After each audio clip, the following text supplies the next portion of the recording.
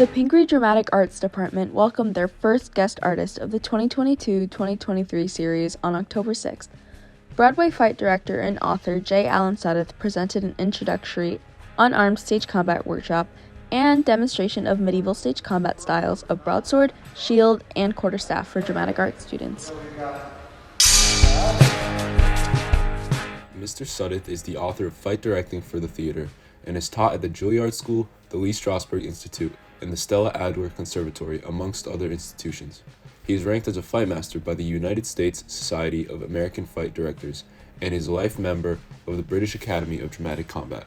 The workshop introduced students to contemporary stage combat, best practices, and safety. Safety being the primary aspect, students learned the proper way to create the illusion of physical combat without causing any harm to themselves or others. This included step-by-step breakdown of performing falling stunts, pushes, slaps, and punches.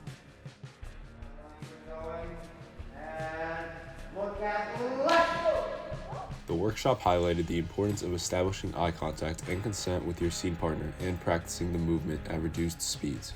While the choreographed fight scenes on stage appear to be spontaneous, they are actually carefully planned out and rehearsed. Here's an example of a fight sequence demonstrating some of the techniques we learned.